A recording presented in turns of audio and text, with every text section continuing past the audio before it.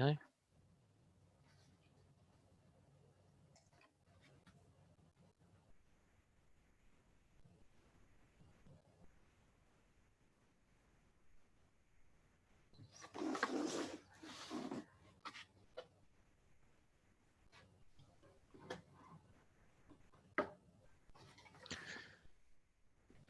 Right, so that is live on YouTube, Periscope, yeah, Facebook and Twitch.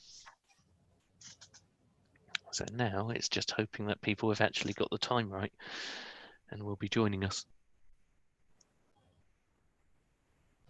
I'm actually going to swap my screens if I have a sec, see if I can do share. Let's try that. See if it's... Nope, that's not right. No problem. It's the way I have it set up. That's right.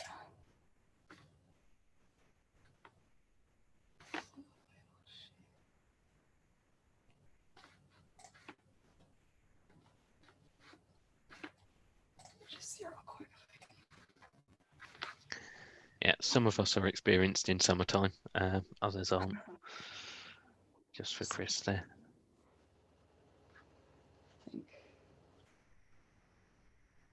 Interesting. I think I have to swap the way.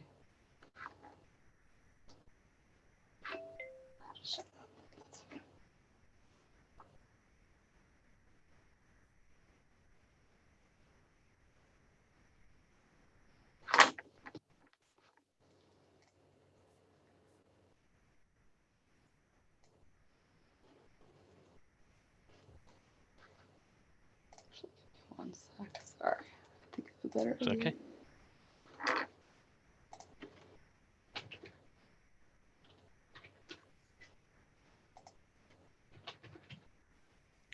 Right, I have just resent the confirmation email to everyone. So hopefully everyone else registered should be joining.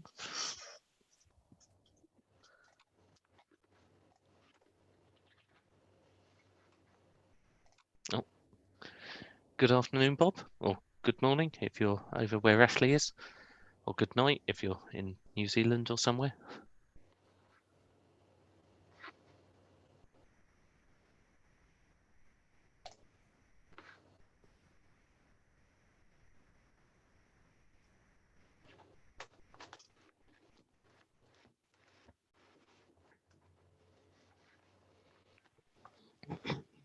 I'm going to give everyone a couple more minutes just to jump in. And yeah, we've got a few on YouTube and others.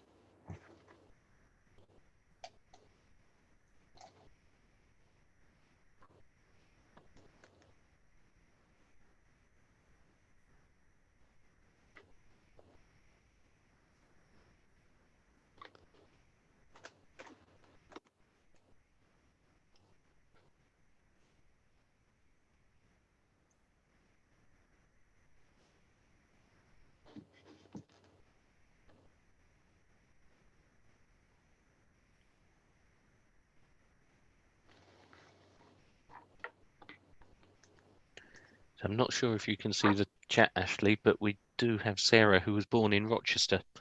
Oh, really? That's cool. Not the same Rochester. I figured there's so many. Let's see. Yeah, I can't see the chat. Let me see if I can get that. Oh, that's fine. You don't need to see the chat. Okay. You can focus on speaking and I'll just ask any questions that come in.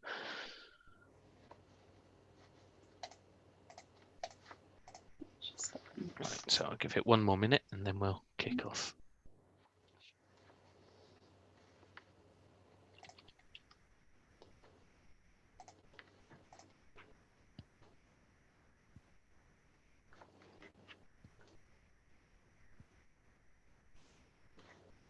Can you still see my slides or did they disappear? No, can still see your slides.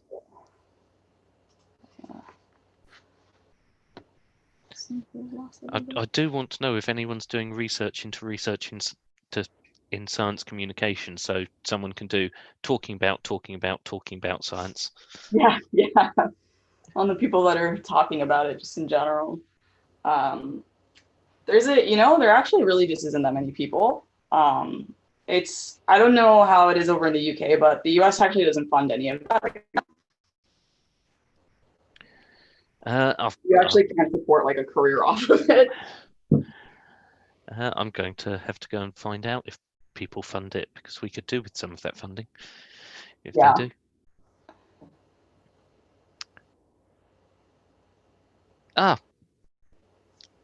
Welcome, Bob. We're talking about, or we will be talking about, science communication, which I thought was absolutely fitting for a Cafe Sci, even if it does get a bit navel gazing.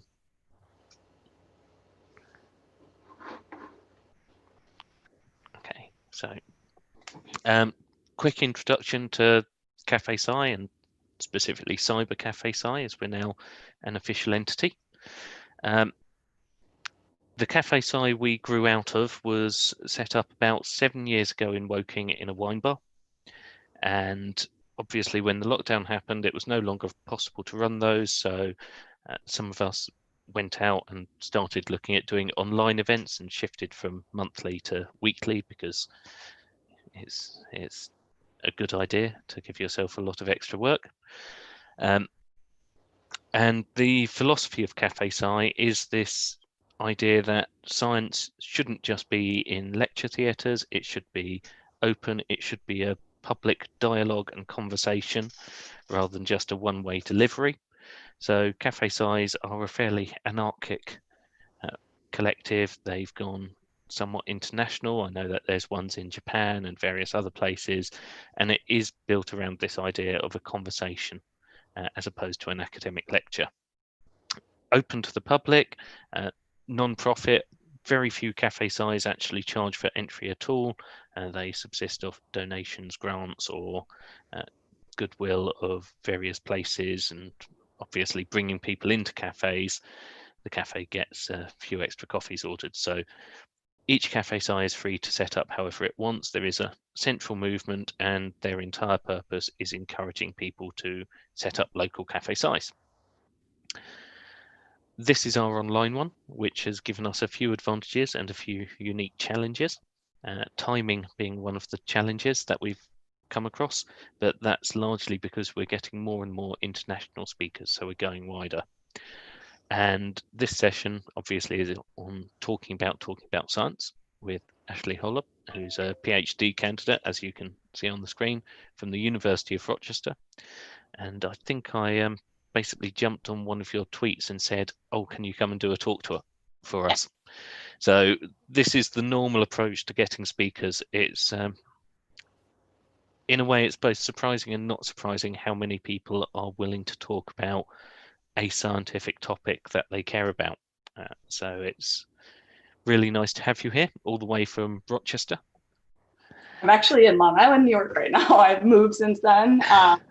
So I'm downstate, but still in New York. So Rochester is in New York as well. So we didn't go too far, but. All the way from Long Island then. For the attendees, if you want to make sure that you've got a drink and are sitting comfortably, it is an informal occasion. We will be putting a link in after the session is over, and Ashley, we hope you'll be able to join, but understand if you won't, for everyone in the audience here to jump on and socialize without having every word streamed across to YouTube and broadcast to the internet, so you can chat to each other and have a quick catch up afterwards. Yeah. And without further ado, Ashley, I'm handing over to you. Thank you for the introduction. And I want to thank everybody for kind of logging on today. As you said, my name is Ashley, and I am a PhD candidate in epidemiology in New York. So today we will quite literally be talking about science. More specifically, what are the reasons that we as scientists should talk about science? And why should we really be focusing on creating a space for active engagement with the public? And you'll see throughout the presentation, I'll kind of allude to what I mean by engagement. It's really a term that I think a lot of people think they know what it means, but it really doesn't have a universal definition. Kind of think about what it means to even be communicating with the public. Give me one sec. All right. So I just kind of wanted to start off here. Sorry, I'm just going to jump in quickly before you get onto the main presentation. For anyone who's not been to one of these before, if you have questions, just drop them into the chat or the Q&A. I will pick up, rudely interrupt Ashley and demand an answer to the question, or politely interrupt at an appropriate moment, depending on how demanding the question is. If it's going into more of a discussion, we'll bring you onto the panel to talk to her directly. Sorry, just wanted to say that before I forgot. Sure, and I'd like this to be, like I said, very informal. So if you have anything to kind of add, or just feel free to jump in while I'm there, so that it's kind of science isn't finished until it's communicated. And this is an earlier quote, and I just kind of want to get here and give a brief overview and ask if tree and maybe that doesn't seem very applicable, but if a scientist runs an experiment and they found some life-changing results, but they didn't tell me. And this is kind of something that we struggle with a lot in science, is the idea that once I finish my results, am I really, really done? It's not so much what to do with that. Scientists as a whole really aren't like this. I think a lot of us are really, really pushed and motivated to publish. So certainly there are people who get the results and they're not just shoving. You're definitely out there trying to write the papers and publish them. That fancy journal, or that conference poster. It's not just about the journal. It brings me to this more important. We think we're done. From the science pipeline, that is kind of the end all be all. You did your study, you wrote your paper, you published it, and then you move on to the next one. Really simplified, because scientists do often take those results and then they bring them to make improvements for the next study, or maybe they use them for the next project. But the distinction is that for the most part, sorry, sure. Ashley, can I just check, have you got any problems with sound on your end? We keep on getting a few seconds of you just breaking up. No, I don't think so. I'm wondering if it's my internet connection. Give me one sec. Let me see if I can switch networks. And for anyone watching on the streaming platforms, this is how you know we're live, rather than some sort of massive corporate production. This is real-time, genuine science going on, or genuine science communication going on.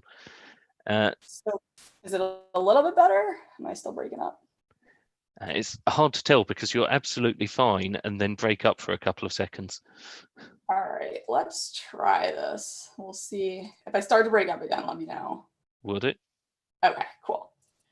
So as I said, the distinction is, for the most part, all of the usual means of sharing these results, those papers, the presentations, they primarily serve the science community. And what I mean by that is not necessarily another scientist of the same science. Maybe it's somebody who's a little bit more applied. It could be a clinician, but it is somebody who has scientific training who can kind of interpret that, maybe interpret it on the same level, but it's still something that would kind of feed their audience. So really what happens is we think we've communicated. We've published our paper, the results are out there for the world, and technically we have. Papers definitely count. But we missed a giant portion of pretty much the world. We missed the public. We missed anybody who doesn't identify directly with the so it feels like a giant miss. And like, again, if you did the study and nobody knows about it, or only your friends know about it, where do we go from there? I mean, so it's kind of this illusion that, yes, we did it and everybody knows about it, but in reality, it's kind of locked up behind a paywall and behind this kind of higher thinking.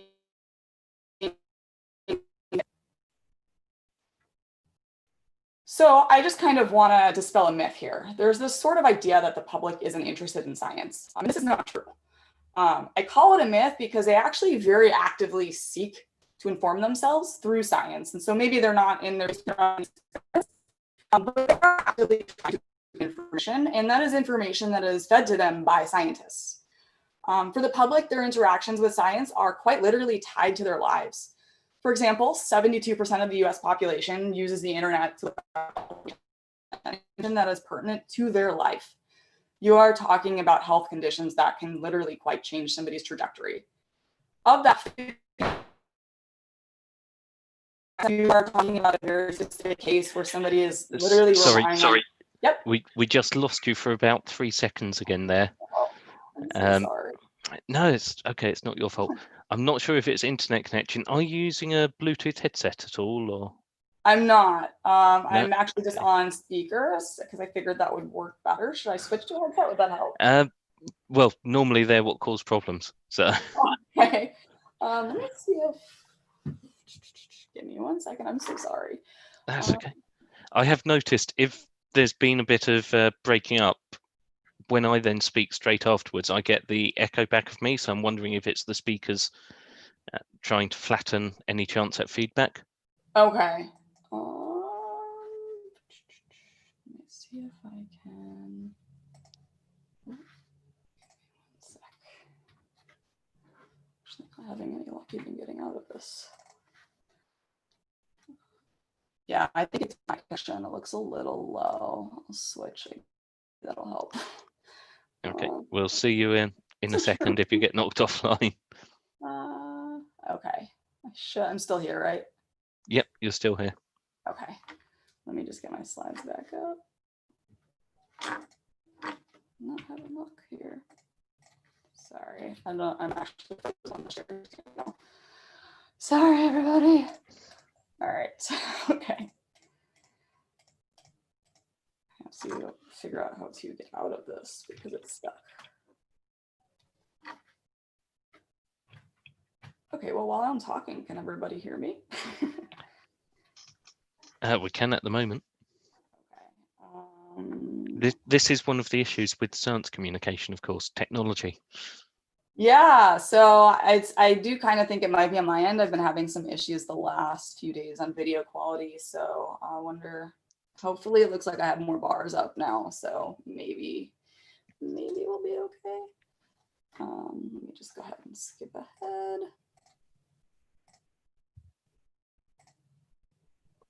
Okay, so this is where I was. So as I mentioned, 59, and feel free to just stop me if stuff gets cut off again. I'll reiterate some of it. So 72% of the US population has used the internet to look up health information, and 59% of them have used the internet. It's kind of the idea that people are very much invested in what science does as a whole, and they're invested in ways that they can digest it and consume it and apply it to their lives. And so maybe they're not necessarily using it for themselves personally, but it could be for a loved one, and that very much directly influences their life. I want to note that for the public, their interactions with science are generally positive. That the public tends to have this kind of skewed view or that science has made their life easier. And the majority say that they have positive views about their impact on the quality of food. A positive takeaway, and it is people who are willing to interact. So I think this idea that they don't care or that they're not doing the work is a very harmful idea to be communicating with our other scientists. When you consider the relationship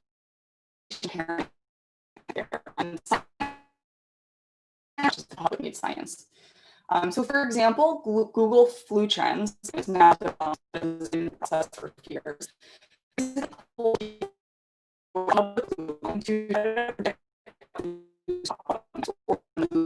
Going to occur. Sorry, you turned into a Dalek there. Okay. I'm so sorry. I'm just trying to think the best way. It's fine. We understand technology. We know it goes wrong. If you could give me like 2 minutes, I can move closer to the router. Maybe that'll help. Yep. Okay, so let's do that. This way I don't have to keep breaking up. I'll just hide you so that you can move in peace and quiet. And yes, thank you. Sorry.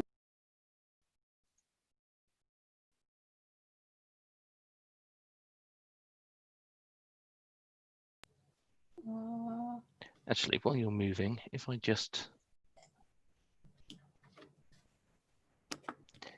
anyone wants to chat or has a question or comment or feedback on our general Cafe Sci Sure. while Ashley moves from place to place. I've switched on talking for all of you, so feel free to unmute yourselves and ask. We're on. I'm particularly interested in this one because we've been very interested in science communication through the Cafe Sci and talking at them and organising one. Which Cafe Sci would that be you're looking at organising? Well, I set up the Woking one, but I've talked to a number of them. I talked to Kingston on Thames in London, and then they're all very different. And do we do it twice at Bristol, I think? And then Salisbury. Some of them are quite small, some of them are very big. I mean, I started very small and then grew a little bit bigger than I'm comfortable with, and will probably become small again. Yeah. Well, Basingstoke has about 1,280 subscribers on our list. We use the you're from meetup the system. Right. Yeah, I run the Basingstoke group. Yeah, yours is one I've always meant to get to, but you know how it is, you never quite make it there. Well, at the moment, there's not much happening in common with everyone else. We're just using the Cyber Cafe and Skeptics in the Pub, and anyone else that I can find that's doing anything online at the moment. Okay, can you hear me? Yep, we can hear you. Yeah. Okay, I think it should be better.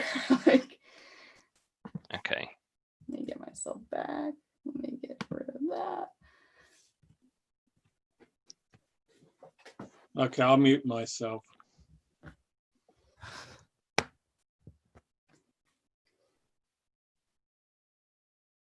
Okay, ready? Yep, go. All right. So I'll just start over real quick.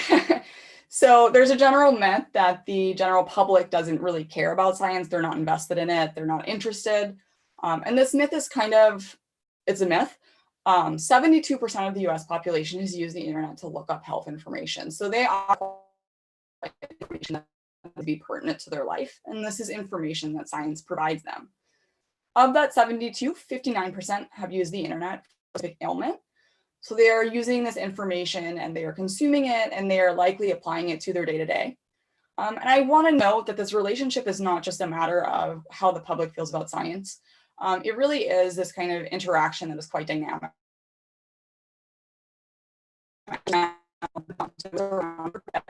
Basically did a poll of what everybody was searching and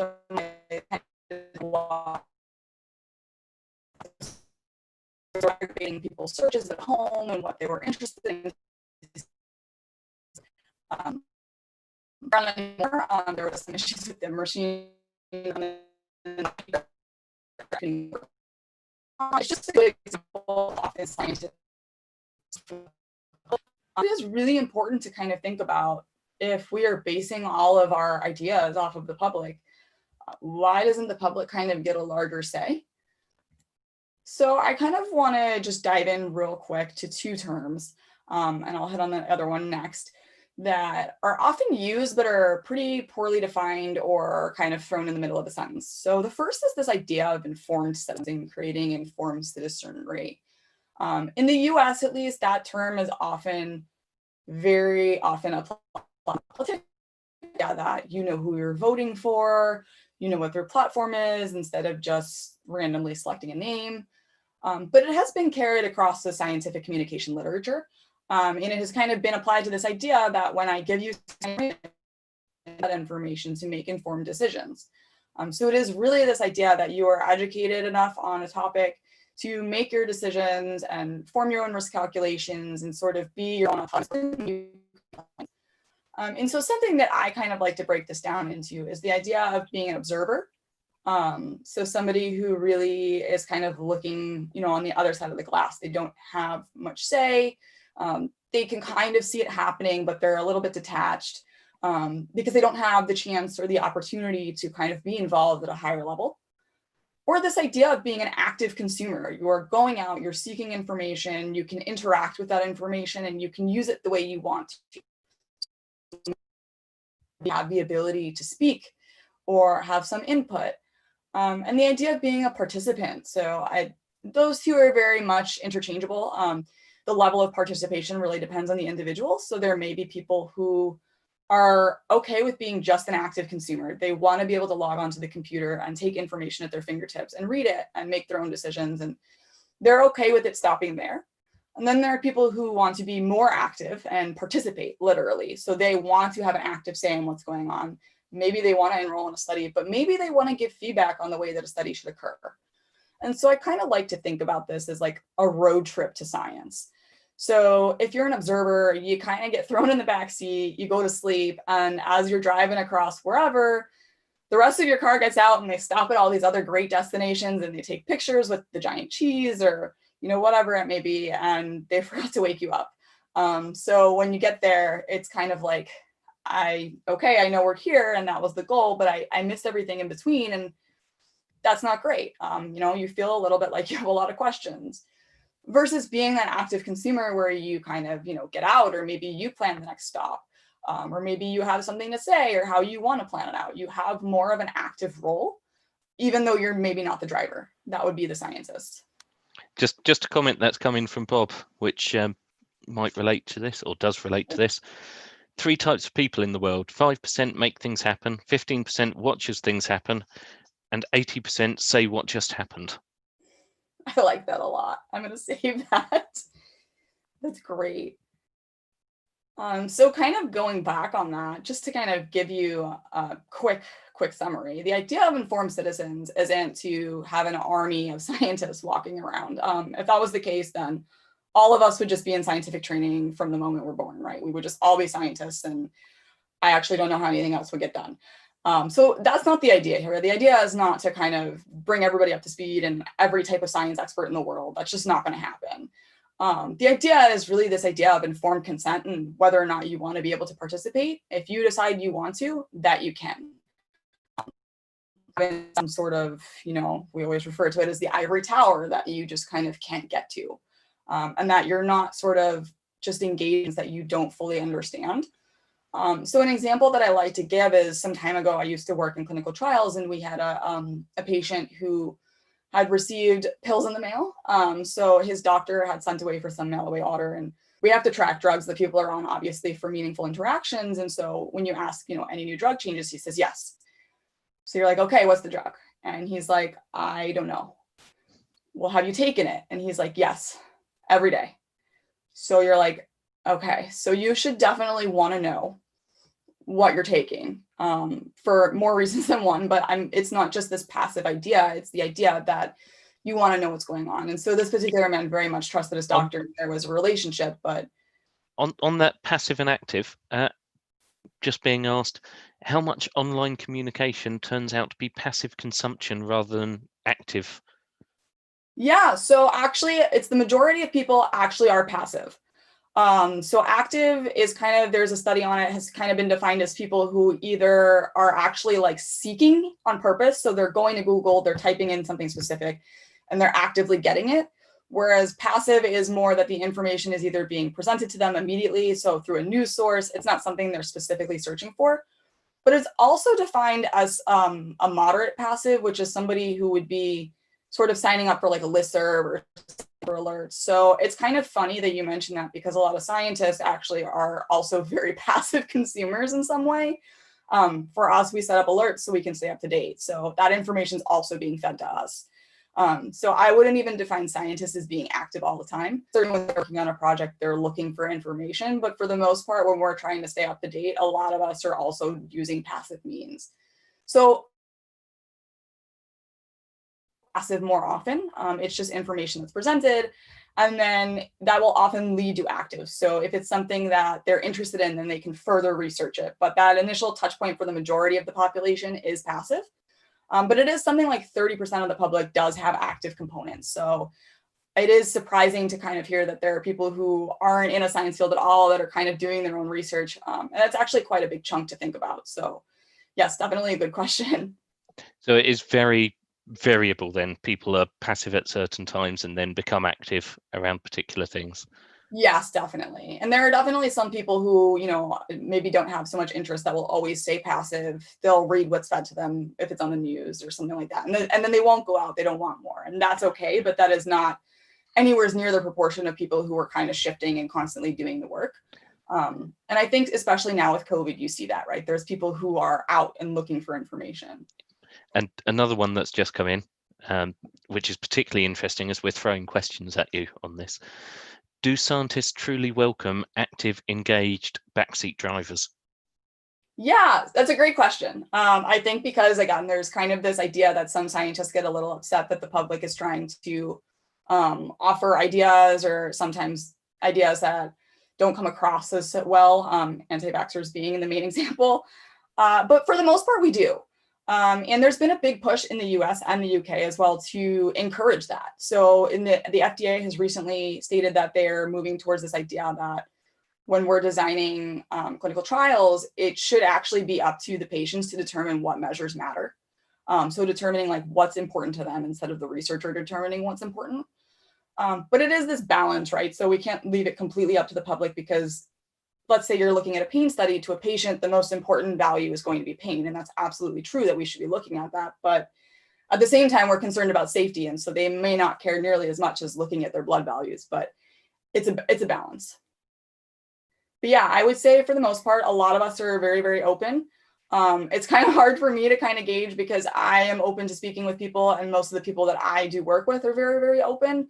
But I will say that I think some of the more old-fashioned or traditional people are still kind of more interested in publishing in those traditional academic methods. So only going to the journals, or only presenting at a conference. And so there is a little bit of a divide. But I think the landscape for communication is really growing.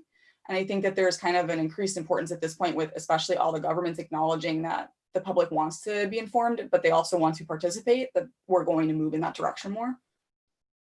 This is purely anecdotal, but one thing we have found is a lot of our speakers are students, PhD candidates, rather than senior professors. We have had some doctorates on who've been fantastic, but even there, they've tended to be younger, newer doctorates.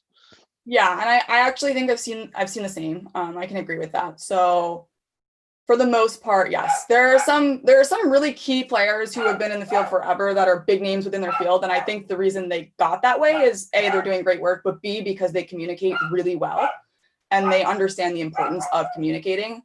So it's kind of, yeah, I think that we'll see it more generationally, but there are definitely some good names out there who kind of have been doing the work to kind of make way for us. So I apologize, I have a very loud dog. Usually we have cats making an appearance at some point, so I'm not going to complain about the dog. Okay. So kind of linked to that idea then is this idea of citizen science. And again, this is another term that just isn't really that uniform. So it's used in a lot of different ways. And sometimes it's used almost interchangeably with the idea of informed citizenry. Sometimes it's used with the idea of science just kind of being done by anybody.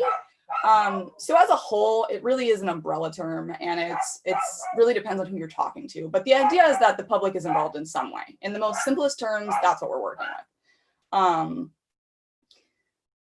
To give you an example of the first realm that it kind of grew out of is this idea that we are enabling the public to do science projects and interact with science. This idea of amateur science.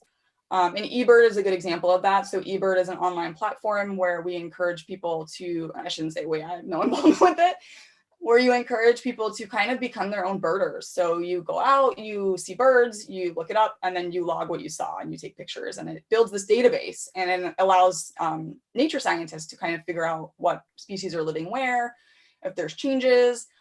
So it really is this really cool dynamic two-way street where the public kind of gets to learn about something they're interested in. They get to have touch with science, but they are actually very, very literally contributing to the larger good. So rather than some scientists having to travel all over the world and kind of see what's going on and having it be this crazy expensive thing and never being able to detect changes by the time you get somewhere, you're building this database that the public's actually entering for you. So it's a passive way of getting scientific information for the scientist. It's a very active involvement for the public. And the kind of benefit here is so much beyond just the science. It's beyond the idea that, you know, we have this great database and we can glean information. It's also the idea that the public now has a growing interest in science, but it's also a growing trust. They feel involved and they feel invested. And that's great because it carries over into other areas, right? So it's kind of this idea that I believe in one end of it and I want to continue to be involved. And so I don't kind of fall prey to some bad sources or things of that nature, because I am kind of receiving this sort of passive training in a way. So it really encourages that active participation. So on that active participation and communication, had another question come in. Is the enthusiasm of early career scientists, and I'm assuming in communicating and participating or engaging public, related to career stage, or do you think it's an emerging trend? I think it's an emerging trend. And here's why. I think a lot of the younger people have kind of seen some of the downfalls of the systems and understand that there's kind of a need to not create these systems that keep people locked out. And some of this may be that early career researchers actually struggle with also being locked out of a lot of different things. And so they kind of see the need and maybe identify a little bit more with the public. But I also think that it has a lot to do with the idea that sorry, I just completely lost my train of thought.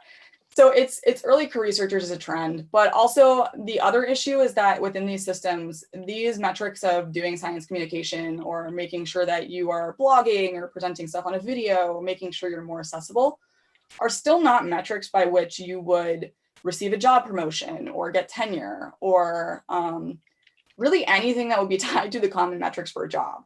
And so for a lot of, I think, the older school people, they don't necessarily see the direct benefit, unfortunately. So they understand that they should publish because it is a responsibility in many ways.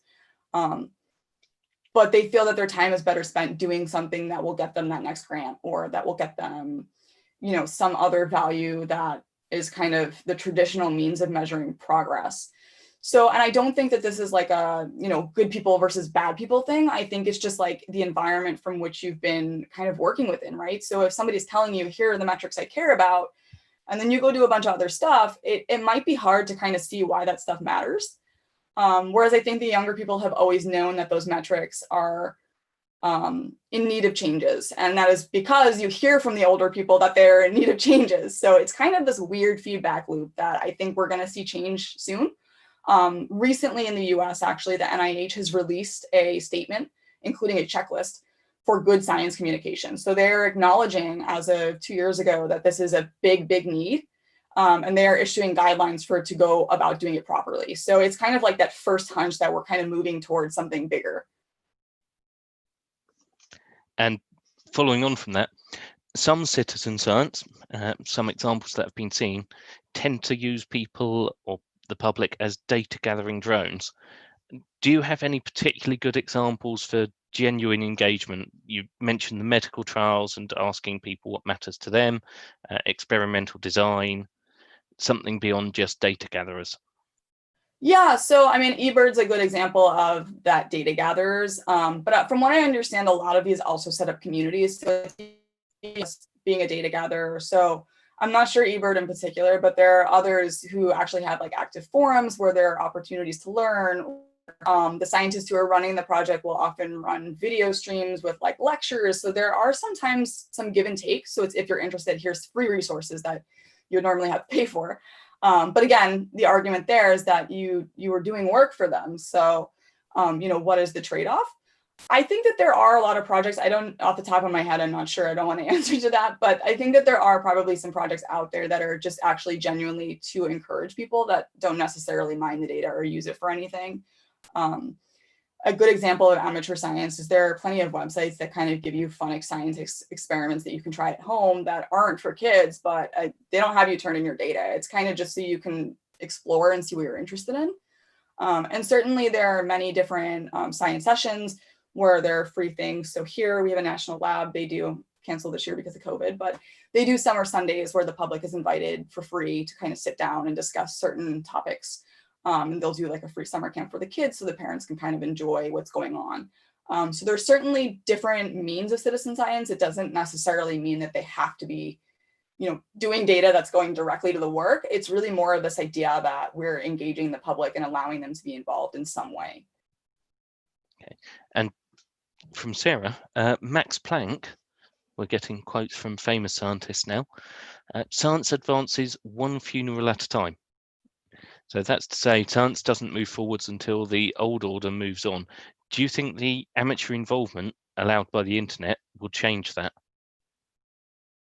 That's a really good question. I do, because I think that it's the kind of this feedback loop of what works and what doesn't. And it's always been that way, but you're right. So we have to kind of learn from the mistakes to move forward. And I think encouraging the public to kind of do science to the extent that they want to be involved is sort of a really good way to do that. Because again, the public kind of gets something to do. They feel like they can place their trust in science. And let's say that, for example, let's just say that eBird turns out to be a giant flop. We didn't waste a ton of money. So I feel like that money could have been better allocated if we had spent that money paying for scientists to do that work. So it allows us a little bit more room for error, I think, which is good when you think about the fact that we need to kind of move on and learn from that. So yeah, I think that it does. It's certainly, that would occur in realms when you think about clinical trials. It's not an area you want to be making mistakes. So that's an area where you really want to have the strong money and more oversight. But I think encouraging the public's kind of take on things is really the best direction. Okay. And from Bob, and I didn't know about this system, so I've just looked it up and I'm going to be using it. But do you know of any means of linking science speakers to Cafe Sci organisers or other public engagement event organisers, similar to the Speakeasy system, which is speakeeze.org, created by Professor Bruce Hood at Bristol University, which is a database of expert speakers looking for speaking engagements? No, I actually have never heard of that. That sounds really cool. I actually want to look that up when this is over. The most similar thing that I can kind of speak to is actually this new initiative. And again, another very early career scientist, I believe she just defended maybe in the last year, is called Skype a Scientist. And so what that is actually it links scientists up with classrooms. So it's kind of like grades K through 12. They want to kind of encourage the kids to hear about some cool science project. And then the scientists basically Zoom in or Skype in and they speak to that class. I think it's been a great initiative because as scientists, one of our biggest issues is we love to speak in jargon. So when you're trying to speak to a third grader about what you do, it's a really, really quick and humbling experience. And then more recently for the COVID measures with people not being in class, they actually opened that up to the public. So I personally had Zoomed in with a family, just a mom and her kids who were interested in hearing about some science. So that's a cool initiative as well. But the Speakeasy sounds really cool. And another one, topically, there's a great difference in approach and tone between celebrity media scientists. So we have Brian Cox over here, you've got Neil deGrasse Tyson and Bill Nye as examples, and government science advisors. Which is more engaging, and should citizens be involved, for example, in COVID science, or is that a case where it should be keep quiet, listen? Yeah, so that's a great question. And I think that this is a big divide, right? So there's half the people who say that celebrities are not experts and the people that should be speaking are experts. The problem is that celebrities have such a large platform that if they say one thing that's wrong, the potential for harm is quite large. There can be a celebrity kind of comes out. Anti-vaxxers is a great example.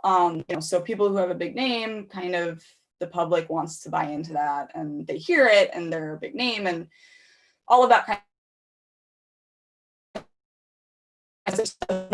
of reach. And so the potential for harm is quite high. People speaking to things that they shouldn't be. Sorry, could I just get you to repeat that? Yeah, so the problem with this is that there's kind of a 50-50 split, I would say, in that celebrities have a really, really big platform, so they can reach a lot of people quickly. And people are willing to listen to that. But the problem is that they aren't necessarily experts, right? So you have a celebrity speaking to something science and they make a wrong call or they offer their opinion. And that's what the public latches onto. So the harm potential is very, very high. versus an expert scientist who says something which you would expect to kind of be a little bit less harmful because it's their field, doesn't have that kind of reach. And so that's one end of it, is there's people who believe that celebrities should not be involved because oftentimes their platform is just so much larger than we can kind of counteract. The other end of it is, the flip side of that is exactly, they have a very large platform. And so if they're saying good things, it actually could help us. And so it's kind of a catch-22, right? Because you never know what you're going to get. You can have somebody out there, saying like vaccines are bad, don't do it, and they have 8 million followers. And you can have somebody out there saying wear a mask, please, and they have 10 million followers. So I think it really depends on who you talk to, on where they fall. A lot of people, I think, especially, and again, we see this in politics, is the idea that if you are a person of that kind of status, you should be using it for the better good. And then again, there's other people who say if you are a person of that status, you should be quiet so people can form their own opinions. I don't know. It's hard to say even where I personally stand. Most days, I think I lean towards the idea that if you have that status, you should use it, but you should be careful in how you do that. So you shouldn't necessarily be boosting your opinions, but maybe you can retweet something from an expert, so that that your platform is being used for good, but that the information you're giving is also 100% correct, or as correct can be, because nothing's ever 100%. But yeah, it's kind of it's a really big catch-22, and I know that that's kind of a very divisive issue. And what happens where it's a celebrity who is also an expert in a particular area? I have seen examples where they're an expert in one area and they start talking about other scientific areas because they've now got this profile. Yeah, and we saw this with COVID, and we continue to see this with COVID. So I think one of the bigger issues, speaking as an epi for COVID, that we've been dealing with is, in the beginning, there were a lot of great epis and a lot of virologists and immunologists doing the work that they do. And then there were like data scientists that wasn't necessarily biologically appropriate, but had very, very big followings. And so these kind of new methods had spiraled out of control. People were asking why we weren't doing that. Why are they doing that? Oh, but this is the right model because they said so. And that caused a big rift, I would say, I think, in public trust, because the idea was now that, oh, but the scientists are at each other's throats. They're not getting along. There's no uniform answer. Why is one class doing this? The other class is doing this. That one's saying they're wrong. This one's saying they're right. That's a very, very delicate line. In general, in scenarios where you're dealing with people's lives, experts should generally stick to their training. And I think that this is kind of, again, it's delicate because there's certainly ways that your training is complementary and can lead to translational skills. So I think as a scientist, it's your responsibility to know what your limitations are. So if you can do the work, but you need collaborators within your other field to kind of make sure that work's being done properly, then by all means do help. But if you're kind of doing the work off of not doing any additional research and just using your platform to kind of push it out, I think we're going to run into a lot of problems. I was about to say that's all the questions we've got so far, but we have got another one from Bob. Sure. How do we encourage responsible use of science info by politicians? And there's a particular mention in the UK. There seem to be few MPs with a member of parliaments, okay, just for those of us in the States, equivalent to a senator. Okay. Yeah, equivalent to a senator. Seem to be few MPs, and I would extend that to very few, with a science background, so they may have difficulty judging the advice they're given. Yeah, so this is something, I think this is very pertinent to the US as well. And it's interesting here because I think we've seen this play out across the states. So obviously on a federal level, there were some federal recommendations that were not based in science that caused a lot of issues. So kind of knowing when to yield to the experts and when to kind of, you should be yielding to the experts. I don't have a second part to that sentence, but in the states, there was a lot of different approaches. So in some states, the governors were kind of at the wheelhouse and they were doing their thing and letting the state make the decisions. And that's how we operate. In other states, for example, Washington, which was one of the first states to really experience that or the first state to experience the peak, and the experts. So their politicians didn't make any calls without listening to the scientists. And we saw that their peak came down quite rapidly. They had a pretty much big reduction. They were one of the first states to reopen. And we didn't see that in other states that weren't listening.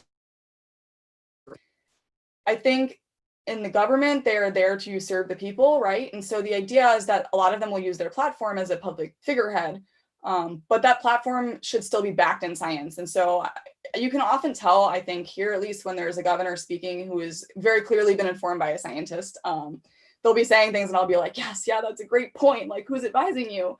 And then other times when you hear somebody speak and you're like, why are you saying this? Who are you listening to? And that's a problem, right? Because I am trained to know what I'm looking for, but the public isn't. And they're really leaning on their public figureheads to make the right call for them. And so it is, again, this is a very delicate balance. And I think that this kind of goes back to what a lot of EPI's pushes that you need to be voting for.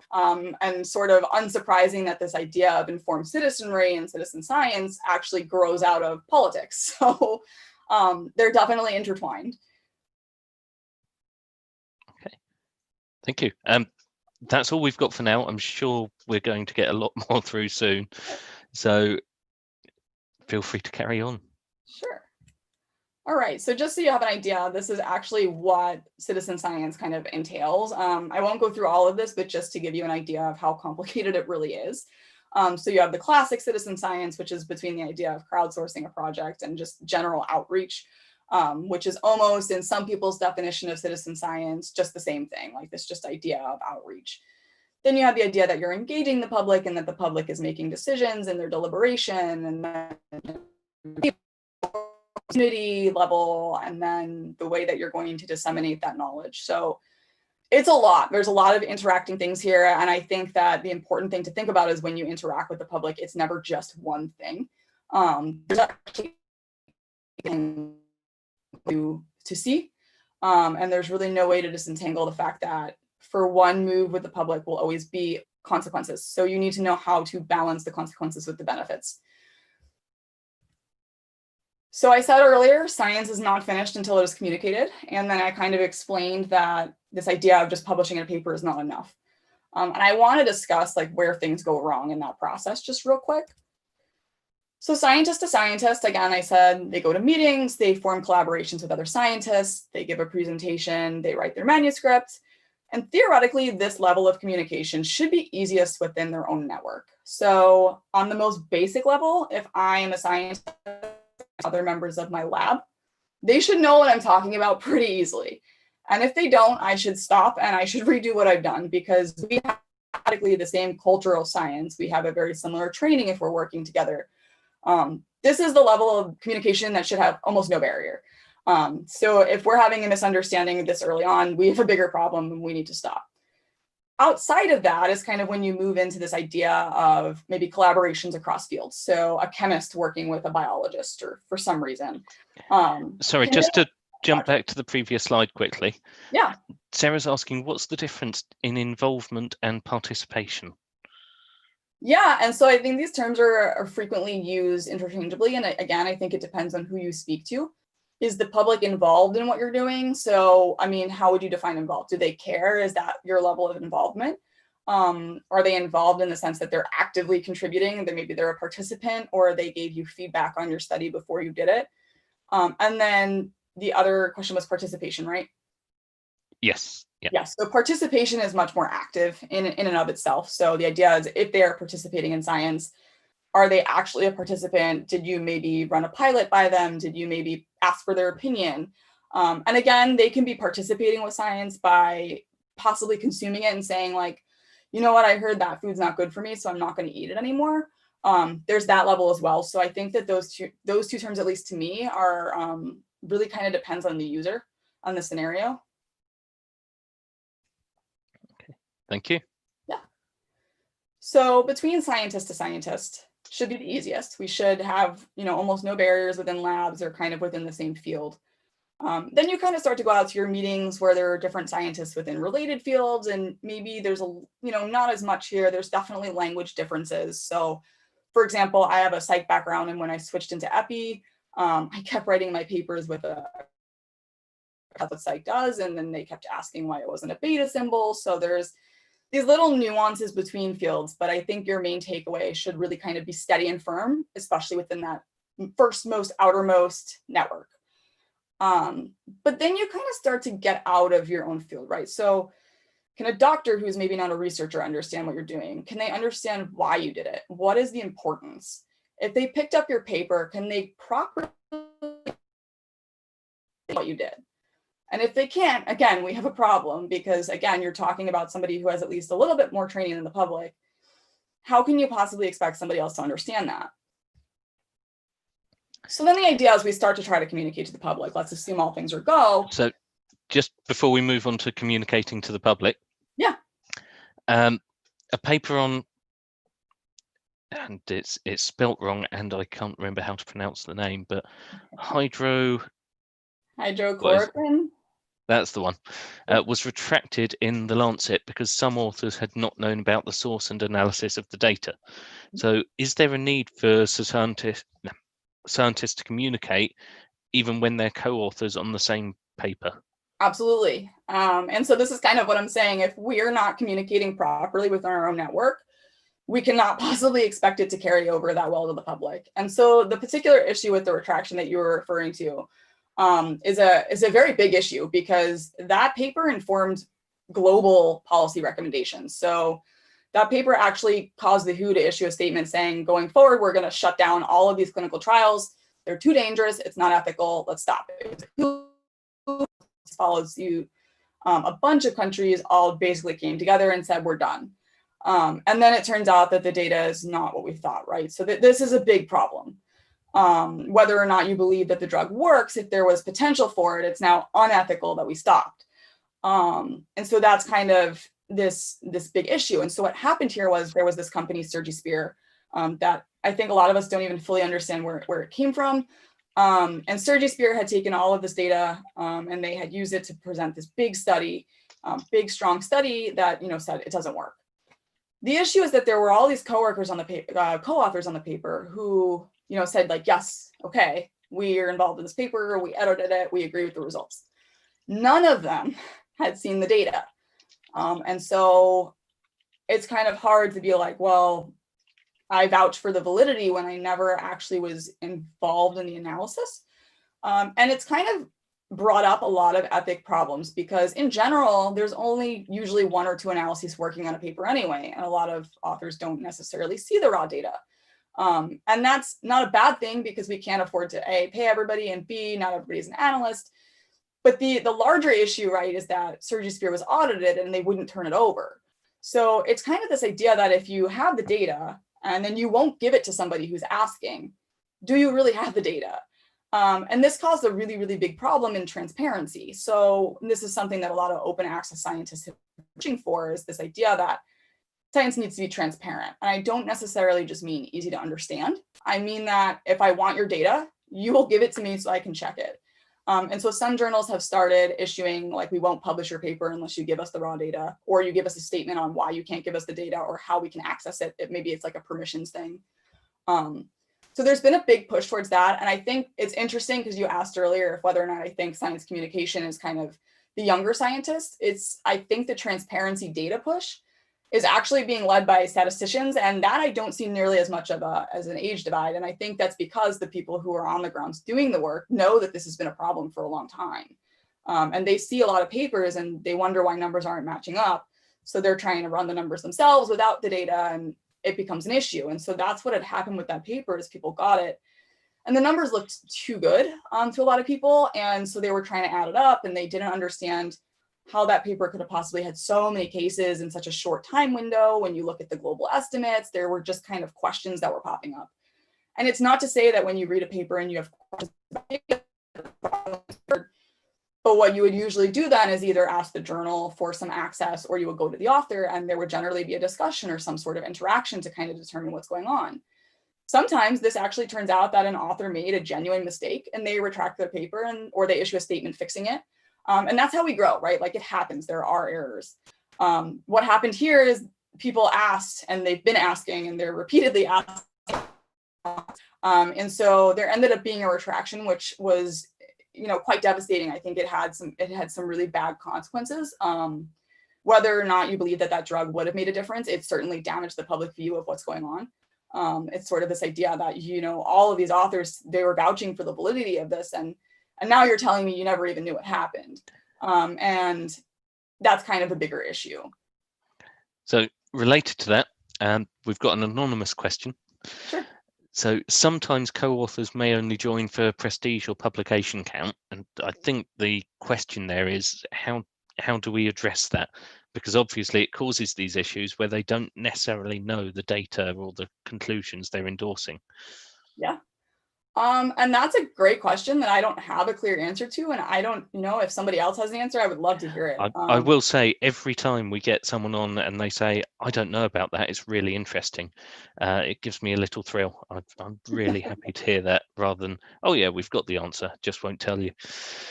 No, that's an issue we're seeing a lot with COVID, right? Is all of these people who kind of jumped out of their fields or pivoted suddenly to COVID because, COVID on your CV.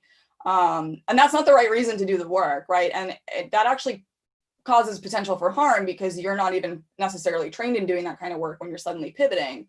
And the harm is twofold. So it's that maybe you're not a trained biologist or you don't know anything about infectious diseases and you want to start jumping into modeling. These are things you need to account for when you do that, and then you don't because you don't know. So great, yeah, you get that publication, but I don't know who. The twofold thing is that if you're in science, there's something you're good at, right? So maybe you are really, really talented in climate change and you just kind of took your time away to do this other COVID thing. We would have been much better served by you doing climate change and kind of doing the work. And so I think that COVID, again, swayed a lot of people, especially in the medical field, but it was also like, I know COVID's really important and we need a lot of people, all hands on deck, but at the same time, like, please don't stop that other arthritis research that you're doing. Those people really, really need you. The world can't come to a screeching halt because you would like to kind of boost your prestige. And so I think that it's an ethical question for sure. It's a big question that I think doesn't have a solid answer because there's no way, I think, for a lot of us that we could know when we read a paper that you kind of jumped on board just because you wanted to kind of get a publication count. I personally often will check authors on papers that I read. It's a habit I got into just because I was more interested in what their background was. But it's also a habit that has actually helped me catch some really interesting things. So my dissertation is actually on autism, and recently I read a paper and just the method, something seemed weird to me. So I Googled the author like I normally do. And as it turns out, she's actually a climate researcher and she's actually a known anti-vaxxer. So sort of checking your sources, even though I know a lot of people think, well, I got this from PubMed, this is a great source. It's not always what you think it is. So it's definitely an issue. It's interesting. My main area is cybersecurity, and integrity of information is a huge thing for us. And no one's quite solved it yet. So it's nice to know that it's a universal problem. Yeah, it's, and it's hard, I think, because at the end of the day, I think everybody is a person, right? And so there's always room for that error. And how do you really know? It's definitely an issue. Right. I think we've got a few minutes before the next question now. So sure. Okay. So just a quick overview of some issues that kind of go wrong when we start to try to interact with the public. The big and most notorious one is paywalls. So again, going back to that myth that the public doesn't care, I've heard from a lot of people like, oh, the public doesn't want to read an academic journal anyway. Paywalls are not a big deal. They are a big deal. That's not true. People do try to access articles and they're not able to get them. And that's rough, right? Because you're asking for the source of information. You want to know for sure. I don't want to go on Google and read some article from some person who read an article about my article and now is rewriting it. There's a lot of room for mistakes there. I want to read the source directly and I can't because it's like some ridiculous amount of money per month and I just don't. So then I'm stuck with that article who wrote an article about my article. And that is not great, right? And so the paywall issue is so deep, in my opinion, because even as scientists, we don't have access to everything. Even if you have a good subscription, you're always missing publications that you can't get access to. And that doesn't help with progress or knowing that you have the right information. The other issue, right, is if you give me access, I can't always understand what you wrote. And that's why I said scientist to scientist, it's really important because if the scientists can't even agree on what's going on, the room for that being translated to the public is really going to be an issue. But if I have access and I go to read it and you just jargoned everywhere, I don't know what benefit that gave me, but I might start to draw my own conclusions and they might be wrong.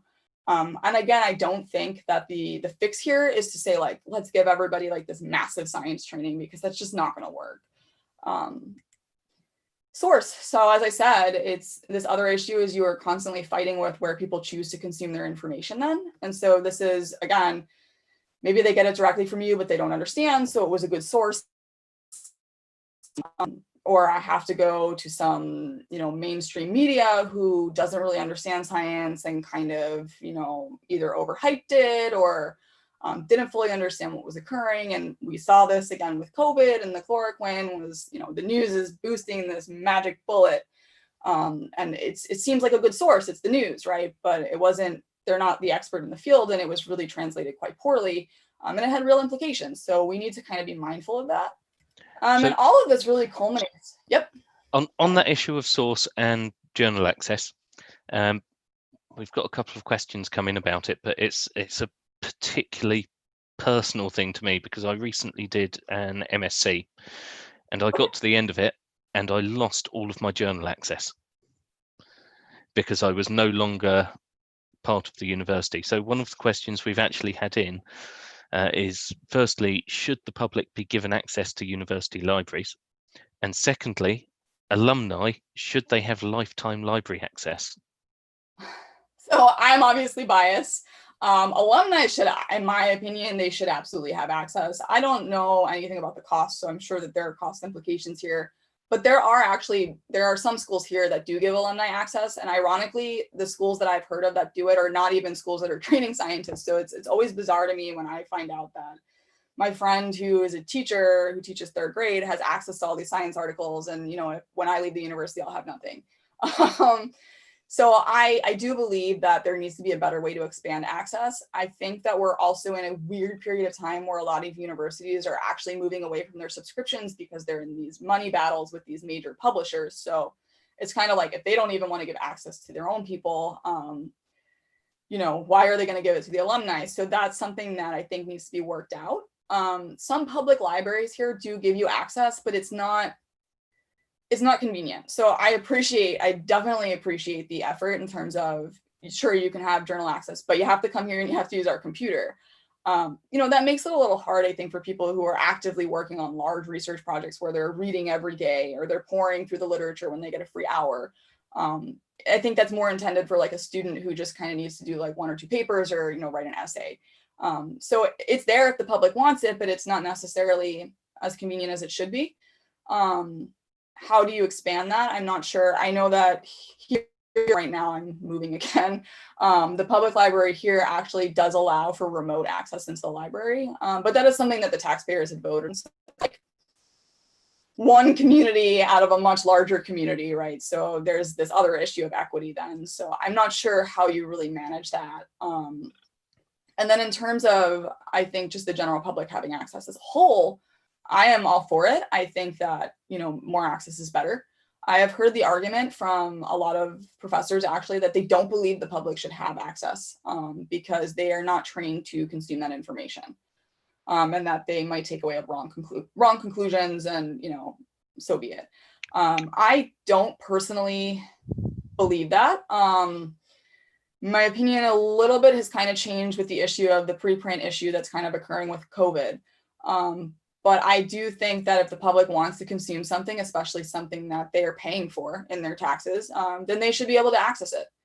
And then if they have questions, so I think that opinion of saying like the public won't understand it and so they just don't get access is wrong. I think you need to take it one step further and say, well, if I give them access, maybe the issue is me, maybe understandable.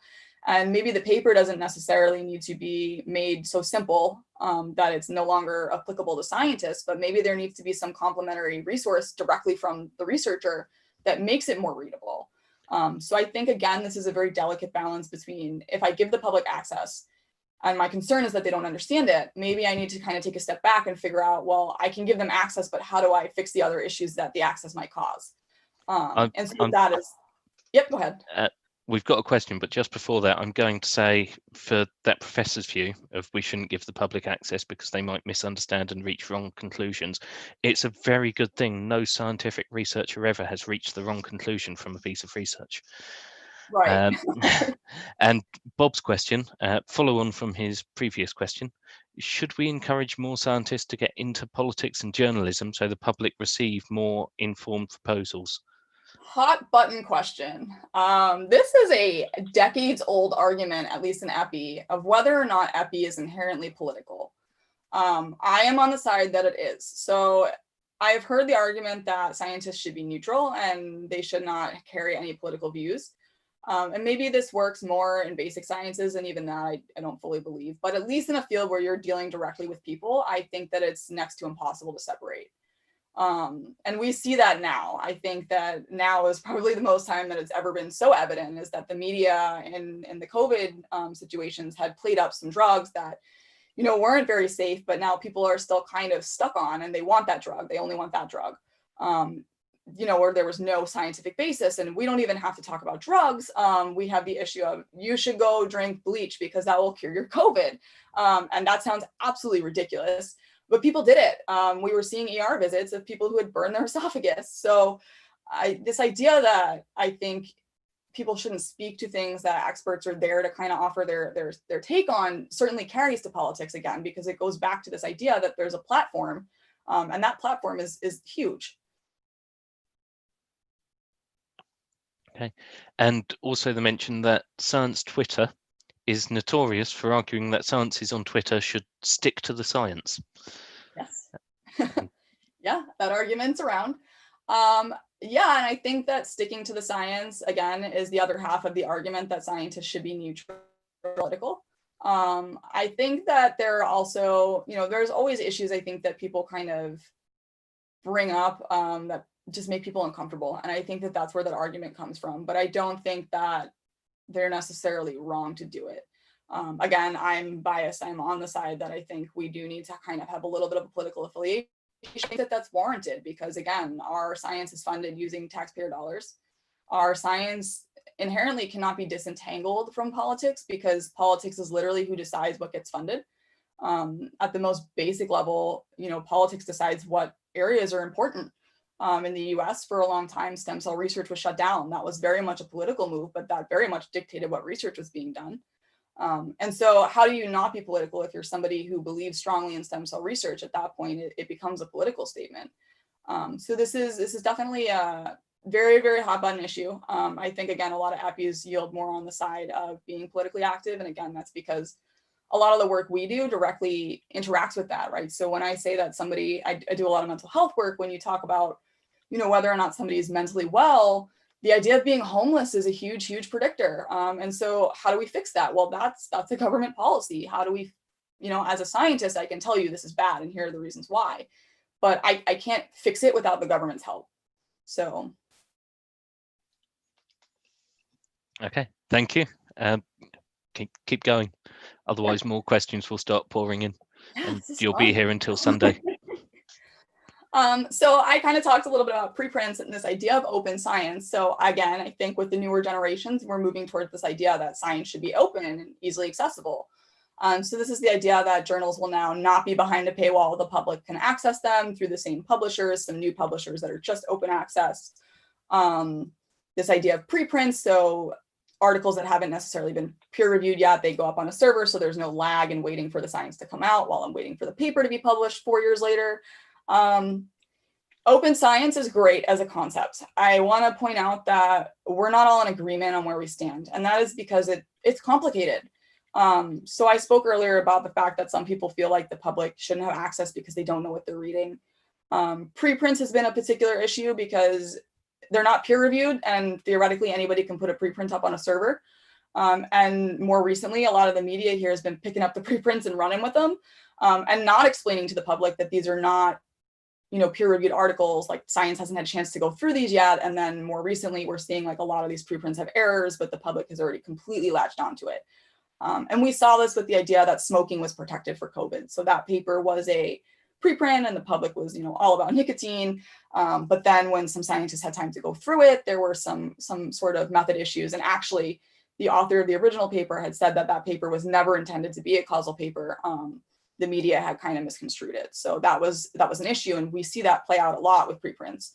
My opinion of preprints in general is that I think we're still netting a benefit. The public still has some access to some really good stuff. Scientists have access to some really good stuff, and there's no lag. So if, for example, that smoking paper had been, even if it had been false, and we waited a year for it to finally be properly published, then a year later, now we're deciding that there was an error, and what good. So there's a balance there, and it'll be interesting to see how it falls out when I think this whole pandemic thing moves, because I think a lot of people are switching sides as a result.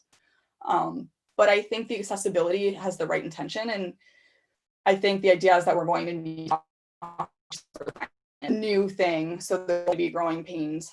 In the UK, I know Plan S has said, if you're using government money to do your research, then it has to be published open access. The US is moving towards a similar model, but not nearly as, not nearly as quick. So, one of the problems with that is that there's a cost affiliated with open access. And so, the researcher bears that cost up front, so the public doesn't have to.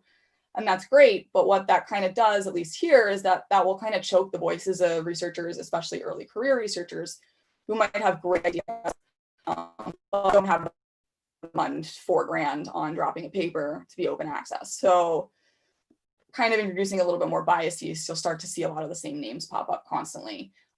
So we kind of need to understand, how is the public interacting with this? How do we kind of balance the consequences and the benefits? So we'll never be 100% on one end, but kind of knowing where that is, and maybe better explaining, preprints are not what you think they are. Feel free to read them and take away the main points, but please do so with a grain of salt. Maybe we tell the media, you don't report on preprints anymore. There's going to need to be kind of some actions taken moving forward. No questions. Okay. Nope. Which one? Yeah. No questions. You've not yet. There will be. Cool. I guarantee it.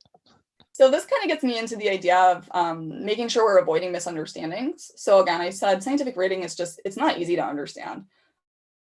Again, I really don't mean to say that you need to make it so simple that anybody can pick up this paper, because then I think a lot of the niche detail that so much drives the science will be lost to the other scientists, and then there's no benefit to moving that forward. But just keep in mind that when you are kind of talking about your work, whether it be in writing or on camera, if you don't translate it well, somebody else will. They're going to do it for you, and it doesn't necessarily mean they're going to do a good job, especially in an age where people are really seeking information. If you allow for this sort of need for information void, somebody else is going to step in, and they'll definitely do it.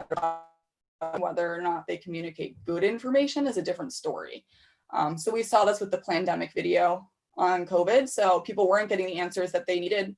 There was a lot of uncertainty, and that was kind of a failing on the scientist end to express that uncertainty as a normal thing. The public had kind of taken that as us not knowing what we're doing. And they kind of turn to these other alternative groups that maybe are kind of propagating more harmful views or conspiracy theories and things like that. So again, we want to simplify, but to a point, we don't want to completely lose all value, which is why complementary methods, so maybe publishing your paper to scientists is a good idea, but then, adding a highlights piece, and a lot of journals have done this, and making sure that, maybe throughout the paper, the conclusions and main points are clearly stated and a few of the sentences scattered throughout, so that it's both. It can feed both audiences. So this kind of, again, speaks to jargon versus no jargon. So if you have to use a term, sometimes you just can't get away with it, make sure it's defined. Kind of getting at that issue of being a gatekeeper versus trying to make sure that everybody's included. So there's a couple of questions that have come in. Second one I can actually say something about, but the first one, is it common practice for publicly funded research to also provide funds for encouraging some degree of public engagement by researchers? And if not, should it be? No, it's not, at least here. And I actually spoke to you about this earlier.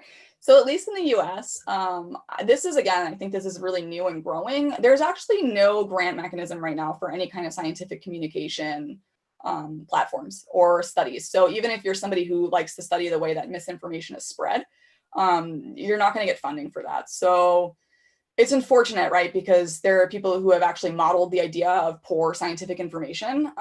It spreads like a virus, actually. It can be quite infectious. And so it's the idea that this is really, really important. Science really doesn't exist in a vacuum, and it really doesn't work if people don't know about it. But it's like you fund the project, but then we don't really know how to communicate well. And so it's almost like all that money that you put in on doing the project is a little bit sidelined by the idea that it wasn't just translated as well as it could have been. Okay, and the second one, and I can say I was taught this, but is anyone ever taught how to read a scientific paper other than just its formal structure? Yeah, you know, it's hard for me to answer because obviously I've been trained to read scientific papers since undergrad, but I don't know if you're not in a science field how much of that you get, and I would imagine it probably varies. I know that at least in Europe, some areas are much better at it. In the US, I know that they get some education, but it's not really picking apart what you should be looking for in terms of a paper. So I think as a scientist, you're really trained to be critical of what you're reading. And so it's so much more than just read the paper and understand it. It's read the paper and be critical of it. And so I think if you did receive the training, and again, I don't know if you're not in the science field, how much of that you get. It's more or less like read the paper and take away the exact same conclusions that the authors told you, if you can even do that. Because sometimes, you know, the author's conclusions are absolutely correct, but they're just so hard to read that it's difficult to even kind of get there. And as a scientist, reading papers is still not an easy thing, and I am trained to do that. So it's definitely, I think it depends, but I don't know in terms of like actual formal science training. It's definitely not part of like our standard curriculum. I can tell you that. Thank you. Sure. So just a quick example. So I think this is kind of a fun one because it's so controversial, but I heard one of the lead scientists on the GMO project speak one time, and he was so upset that the public kind of had shunned off, you know, genetically modified foods. The idea was way back when there was a concern that, you know, crops were kind of being decimated by pests. They were not growing as well. It was a lot of work. And so GMOs was a genetic, obviously modifying these plants to grow so that they could look better, they could taste better, they were easier for farmers to manage, they were healthier. But they also yielded better crops, which I think by 2050, it's estimated, the UN has said that they were very concerned about like global food shortages. And again, I think now with COVID, we see that there are very much shortages. So the idea was to get out ahead of that and get better crop yield. But it kind of has turned into this idea that the public doesn't see it as safe. They're a little skeptical of it. And I don't know 100% like where the communication went wrong. I think some of it may just be inherent to the idea that somebody genetically modified food sounds like a weird thing. And so it makes sense, but maybe perhaps kind of better communicating to the public what the reasons behind it were. I actually had never even known prior to hearing him speak a few years ago that the whole purpose of GMOs was actually to kind of prevent and help with food shortages. So it's actually kind of interesting to hear that. And the very first genetically modified organism was actually something called BT corn, which I don't remember what the B stands for, but it's toxin corn. And what that does is actually, it's a plant that now most of our corn, it just grows like that. Basically, when pests eat it, they die. So it's a pest-free corn. And this means that our corn is constantly growing and we don't worry about losing crop. And it's safe. They've done studies. So it's a matter of, you know, doing the safety and the research, but a lot of people just kind of have a general takeaway. And as you can see, you know, 88% of scientists believe that it's safe, whereas, you know, only 11% of the public says that it's not. So it's definitely an interesting way to kind of view science. And then a more recent one, I think, is kind of this idea of communication in COVID-19. And I think that this really highlights some areas where communication understands that it's undergoing some growing pains. So the first was that a lot of people thought, oh man, there's so much uncertainty. Like the scientists keep saying, like, they don't know, they don't know. I don't want to listen to that. You know, so the idea of normalizing 100%, and trying to explain to people that if somebody is promising you a silver bullet, they're probably not right. There's probably something going on there. But it's easy, I think, as a member of the public, especially in a highly anxiety-provoking event, to want that silver bullet and to kind of want to yield towards the guy that's telling me that they've got it all figured out. especially when the scientists are kind of fighting over who's doing what. So this idea of how we portray ourselves and the idea of portraying uncertainty is going to be huge moving forward. How do we get the public to be uncomfortable with that? And how do we kind of, better communicate that that's a normal thing? So I think the example I gave at the time was if your grandmother tells you she's going to bake you cookies, and when she's done baking them, she's going to give you all of the cookies. So you're like really hungry and you're excited about these cookies. And then she doesn't give them to you. She like turned around and gives them to your brother. And you're like, hey, like what happened? Like waiting for these cookies. I think it would have been a different story if your grandmother had said up front, hey, I'm going to make some cookies, but I hear your brother is having a really bad day. So I'm not sure if I'm going to give them to you or him yet. Right. She has expressed up front that she has a pretty good idea that like, they're probably going to go to you, but there's some room for error here. You're probably not nearly as upset. You kind of understand up front what's coming versus like if she had just completely not given to them you and then been like, yeah, your brother had a bad day. That sudden jarring like, oh, wait, but that's not what I thought. Really kind of damages the public's view of what's going on. So just kind of being better at the idea of expressing that things are going to change. And when they're changing, it's not necessarily because we had the wrong idea. It's because we've learned more and we need to update what we know. And again, expressing that there's always limitations in what we're doing. So not saying, yeah, we know for sure. You do that, and then you come out a week later and say, you know what, I was wrong. Your meaning kind of becomes a lot less. It's hard to kind of want to follow what you're saying when you were so sure. But then, so it's kind of this constant like, oh, but if you're so uncertain, I don't want to listen to you. But then if you tell me that you're not sure, that's a good thing because then I won't be mad at you.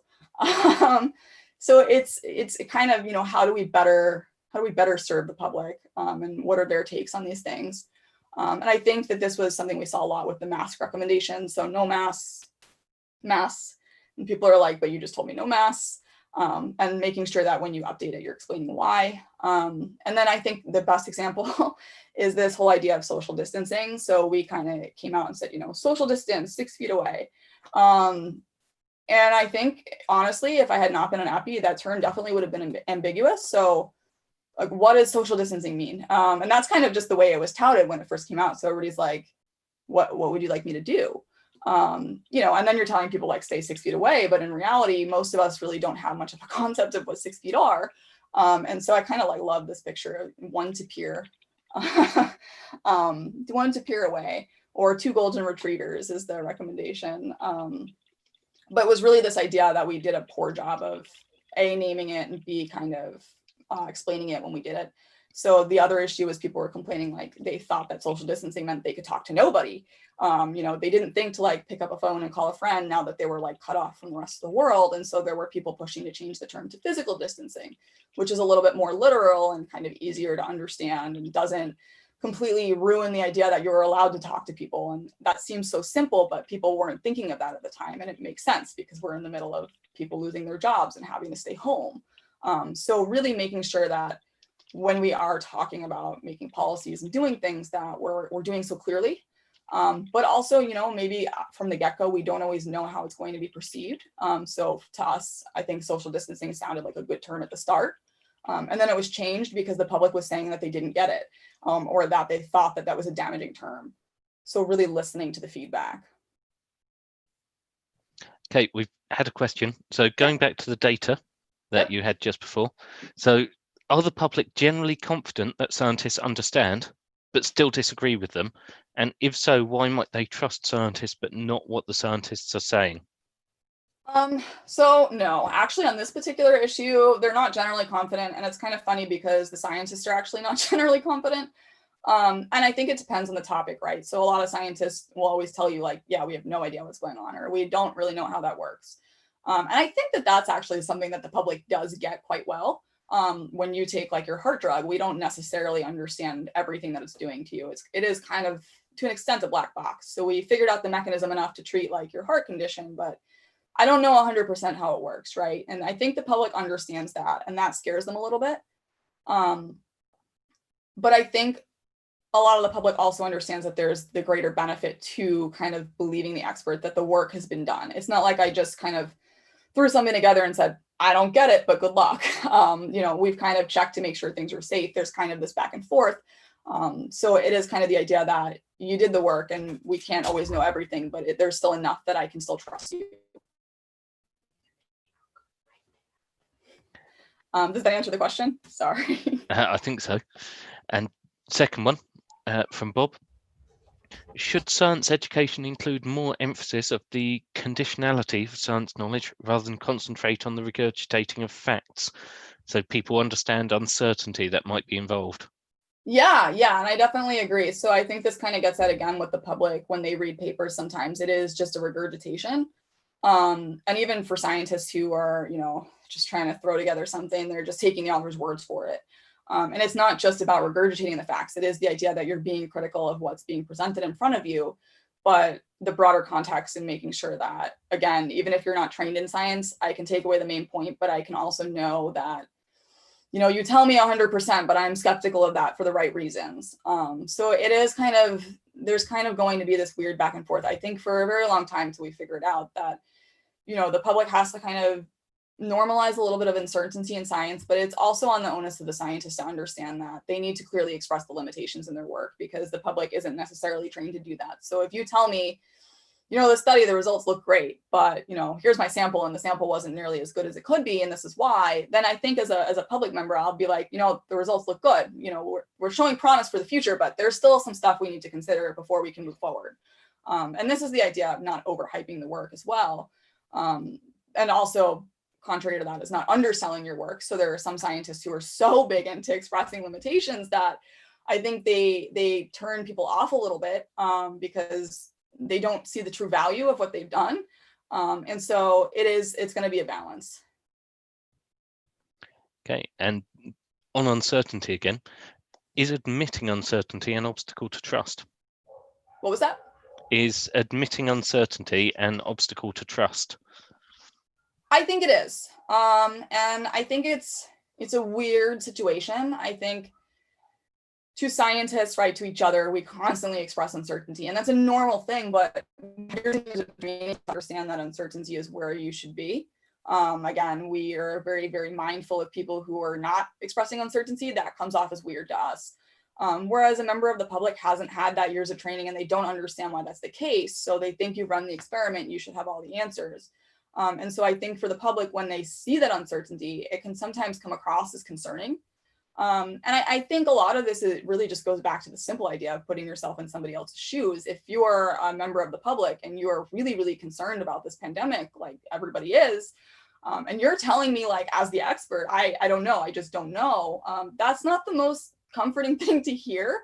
And so I think a lot of that is unfortunate for the current scenario, because it's like, if we had expressed that, long before a pandemic, that science isn't this 100% answer, people would already, I think, be a little bit more comfortable with it, and they would be more prone to want to trust what's going on, versus this kind of bad scenario where you're telling me you don't know and somebody else is telling me they do know. So I would rather listen to them. Okay, thank you. And so this actually kind of gets at that other idea of somebody else telling me. So on the COVID front, we're battling kind of two epidemics, the epidemic and the infodemic. And this is the widespread of that unreliable information. And this information causes real harm, whether or not it's intentional or not.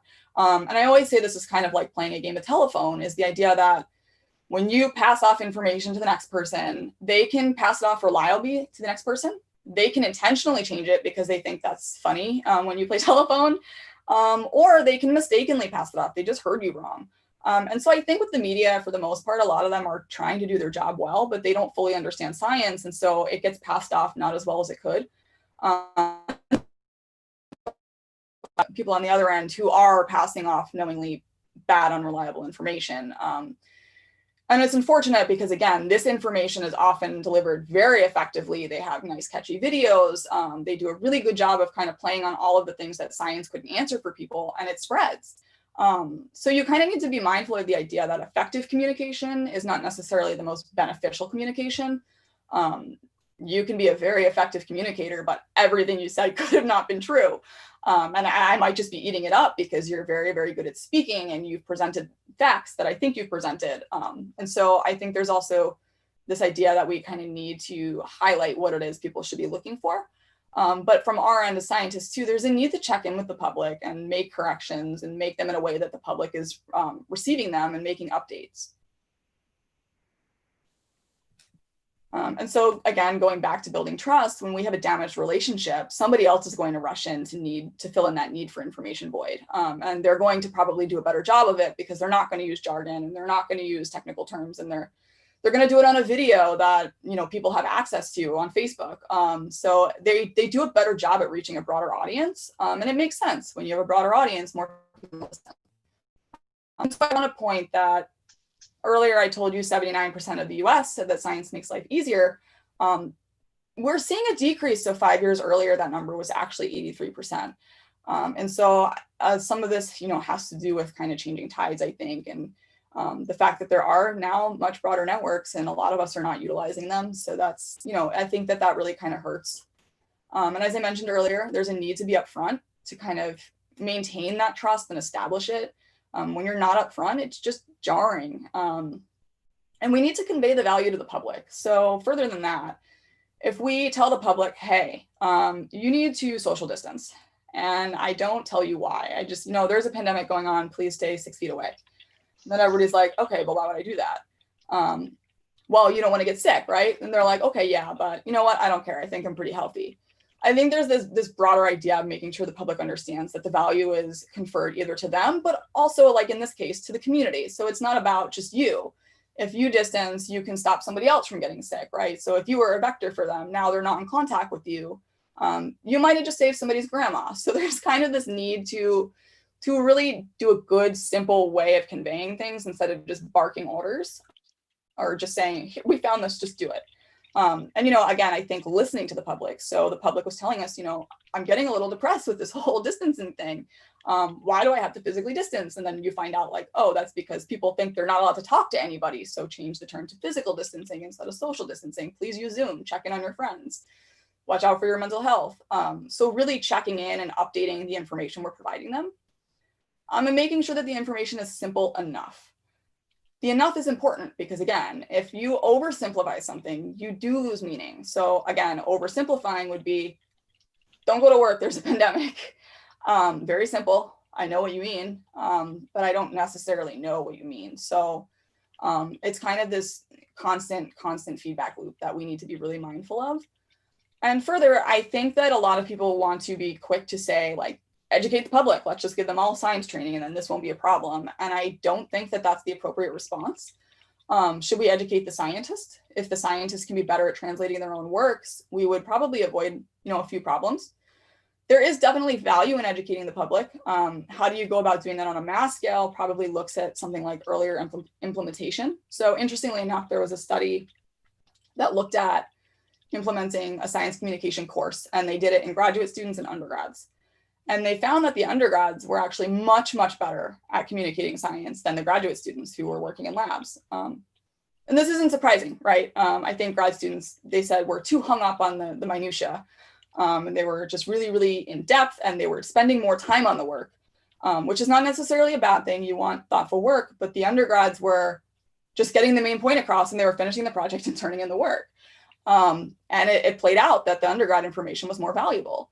So I think, you know, there's a need to maybe possibly implement science communication as a general, maybe as a general ed. They mentioned that possibly maybe the reason it had more value is because undergrads are still so early in their career and they're younger, that this might help. There's probably a lot of need to also implement it for graduate students. I mean, there's very few scientific communication courses actually offered right now. All right, my university just added one, but it's not mandatory, it's an elective. So I do think that maybe moving that towards grad students as something that we need to actually actively be taught has a lot of value. But certainly as a gen ed at the undergrad level or even in high school, how do you read a science paper? Maybe not necessarily in depth, but enough that you get the right information is a very, very valuable thing that we should be doing. And it would go a long way in kind of keeping that trust. Okay, and a question that's come up, Cafe Sci, which is the broader Cafe Scientific movement, has the idea of a conversation rather than a lecture. Yeah. So how well do scientists engage in a genuine conversation with the public? Should they and can they? Yeah, I think they should. And I think a lot of them do try, right? But the issue is, I think that there's not many platforms to do so. So social media is a big one. And I think a lot of younger scientists do go that route. And that's great. And I think that that's a good way to do it. But the issue is you can still kind of get stuck in an echo chamber, right? Because you're kind of stuck to the people that are following you, who are probably people who are more pro-science to begin with or understand it a little bit better. And that's not always the case. There are newcomers, of course. And I always like to say there are fence sitters who are a little skeptical, who will come on and they will engage you. And then, you know, I think a lot of people like to think there's people who are just completely stuck in their ways. And that's actually not the case. There are definitely people on the fence who are looking for enough information to make an informed decision. And I think that you need to be mindful that they exist and that that's who you're really trying to communicate with. It would be nice to kind of see more ways to do that publicly. Again, like I think that there are some science institutes that offer that to the public, but you're always you need to be mindful of who you're missing, right? And so how do you get into harder to reach communities? You know, I think an issue here, of course, is always that a lot of these communities are really only accessible to people who have more money. They have more time. So how do you reach people that maybe aren't interested or are interested but just can't get there? So one question is live engagement. Should the staff coffee room be open to the public? You know, that would be really cool. I would like to see something personally. I think a lot of us have seminars as grad students, or my dad actually works for one of the government labs here. They have something called like Cookie Thursdays where they have a presentation. And those are usually internal, right? But I think it would be nice to open some of those up to the public, you know, maybe once or twice a month, or maybe all of them, depending on what you can hold, and allow the public to kind of come in and engage that way. Okay, that's it for the questions so far. So I just kind of wanted to highlight. So when you think about simple information that is still not so simple that it doesn't mean anything, Wikipedia is like this huge success story that, you know, a lot of us cannot figure out. They have done more for science communication, I think, in general, and it's so important, right? Everybody, even scientists, use Wikipedia to kind of get a grasp on information. So, and it's interesting because most of the information actually is pretty good information. So whoever's curating the pages does a pretty good job. And, you know, it's obviously a crowdsourced effort, but I think that that's like the best way to think about in terms of how we should be interacting on a mass scale is how digestible is it? And Wikipedia, I think, does a fantastic job of being digestible. And by no means should this be your only source of science, but if you're using Wikipedia to dive into a topic, I think it's a great first pass to kind of guide you somewhere else. And there's references that you can kind of follow. And so I think it's just I think it's a really good kind of shining example.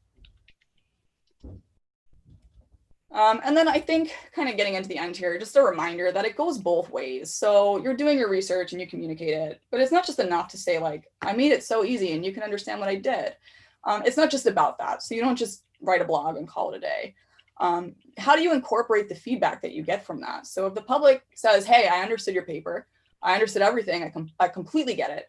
But, you know, I think here's what you could have done better. Do you incorporate that and how do you do it? So I think going forward it needs to be a two-way street, right? So it's not just about putting your stuff out there for people to read. It really does need to be this constant conversation on what needs to be changed, what needs to be updated. And again, that physical distancing versus social distancing is a really good example of this. And so of course, in order to do that, we need channels. We cannot just kind of, how do you interact with somebody if you don't have a means of reaching them? And so this is where the academic journals, in my experience, fall short. It's great. You got the paper, you read it, but then how do I talk to you about it? Do I email you? Because the problem is, I think for a lot of people, if I got an email that said, hey, I'd like to see you do this, this, and this, I don't think most authors are going to go do it. And actually, a lot of people probably aren't even reading that email. So there needs to be a bigger push towards accessibility and kind of accountability and opening up the floor for the public. I think, you know, professional conferences, I think, are a really great way to get people involved, but they're so inaccessible, even to scientists. They're so expensive. It's a trip. So it's kind of like, if there's one in your city, should we let locals come to it for free? I think that that's probably a really unique way to do it. Or, you know, X amount of people for free, because I know some of them sell out. I think, you know, we need to start thinking more creatively about new channels and ways that we can kind of encourage that with the least number of barriers as possible. Okay. And question from Bob. Community interest groups often want to engage scientists and researchers to give talks on specific subjects of interest to them, but have difficulty finding the right person. What could be done to make it easier for such groups? Yeah, so I think, it's hard because how do you create, it's almost like that speakeasy idea that you were saying. I think that that's a really great method, but then you have the other uphill battle of how do you get people to know about it? So I think, when you think about what's most accessible to me, I think if you're in a local group and you have a university, I feel like almost universities should kind of be spearheading something like that because they would be the first source of authority that you would kind of think of. So what is like the easiest channel? Or your public library. I think this needs to be something that's in public view, that's easy to find instead of, having to do an in-depth Google search and hoping you find somebody. And certainly I think with the internet, it's very, very helpful these days that you probably can Google somebody and find their contact information and reach out to them. And with Zoom and everything, it's possible. But I think we do need to kind of find new ways and creative ways that make this easier. Yeah, I'd agree. Anything that makes it easier to find speakers is good. So yeah, just to kind of go off of that, I mean, how do you open those new communication channels? And when you do open those channels, are you reaching everybody? Are these inclusive of the public or just a subset of the public? And, maybe in some cases, a subset's all you're interested in. Maybe you only are trying to speak to people with arthritis, then in which case, great. But I think if this is some new thing that everybody needs to know about, you really do need to be mindful of who you're missing. And how do we encourage this new open science without opening the doors for misunderstanding and kind of letting in these other groups who are also going to take advantage and have been doing a better job, quite frankly, of taking advantage of the other channels? How do we foster transparency? Do we open up our data and let people look at it? Certainly, I think in the case of Surgisphere and the hydroxychloroquine paper, we see this. This is an issue. How do we constantly engage the public and get them to want to interact? And how do we have these hard discussions and telling them that, we're not always certain and we really, really would like your input. But there's these other issues. It's kind of, this constant back and forth. And I think at the heart of it all is really just building and maintaining the trust.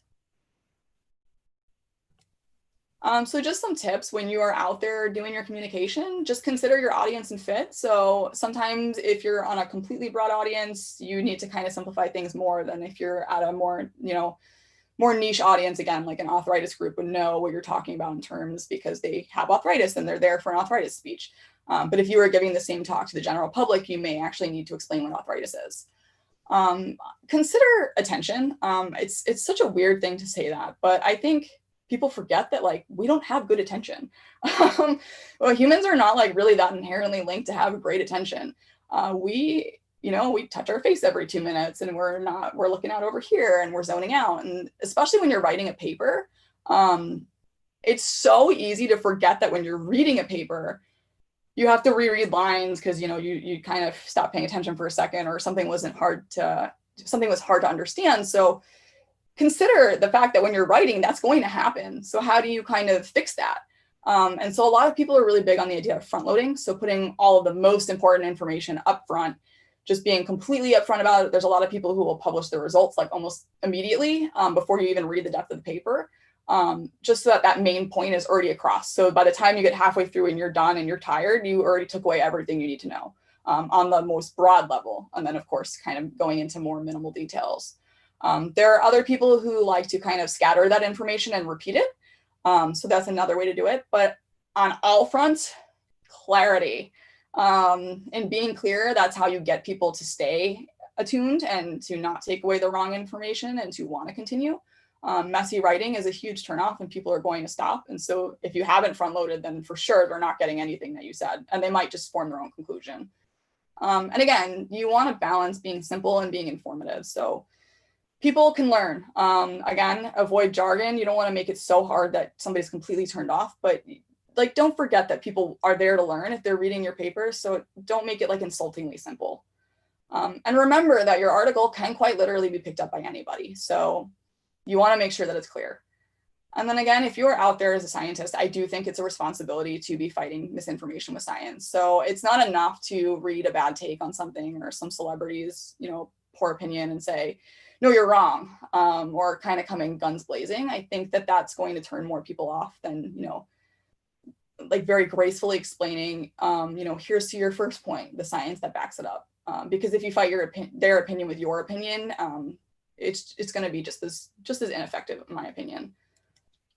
So this is just an idea of front loading. It's usually followed by the inverted pyramid. So start off with everything I need to know, and then, you know, kind of go down to the smaller minutia details. Some people also follow a format called the tumbled pyramid. So if you think of this like flipping over, where the information that I need to know is very clearly scattered in different parts throughout the paper. So if I read the first paragraph, I can take away most of the information I need because you front loaded some of it, but then you kind of tell me it again in the second paragraph, and you tell me it again in the third paragraph. So if at any point I stop reading, I took away at least the main points. Had a phrase, tell them what you know and tell them again. So making sure that at all points you've kind of explicitly stated it. And I think that these points, when you're putting in these sentences, you know, this is not like a paragraph of all of your main points. Like, it can just be one strong sentence that gets the point across, are really, really pertinent to people understanding and staying attuned. And finally, as a scientist, we need to engage more, talk more about talking about science. So the idea that SciComm is still kind of this growing and more underground thing is kind of weird to think about. Again, I think we'll see more with the younger generations coming in, but, you know, how do we engage the public when there isn't really a foundation right now? We're building that. So I think constantly reminding other people that this is a thing and that it needs work is really, really important.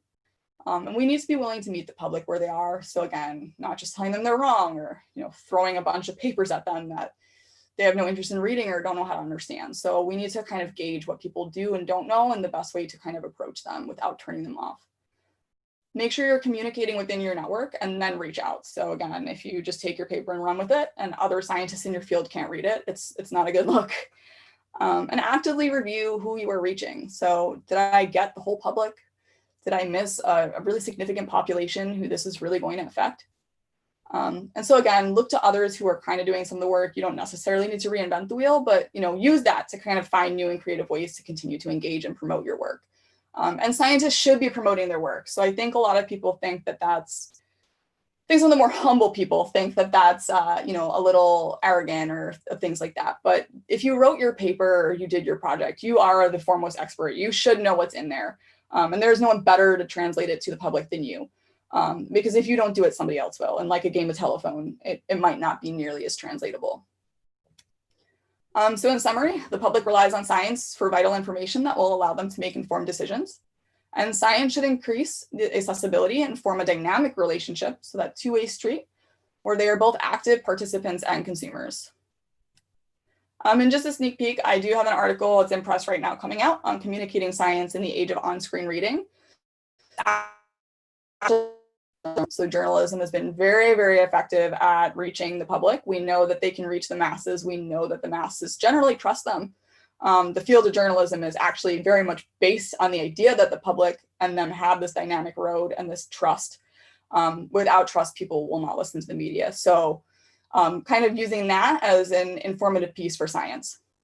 And with that, I want to thank you guys. This was so much fun. If you have any questions, I would love to take them. I think I'm a little bit over time, but please feel free to email me or reach out on Twitter as well.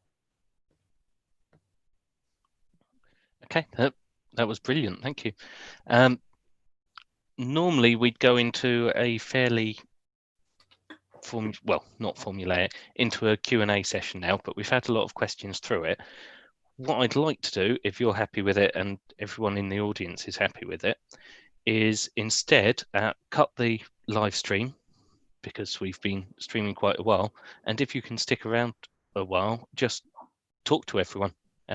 Sure. There will be more questions. I'm sure there will be conversations in general and more. And everyone else, if you're happy with that, if you just click the magic raise hand button.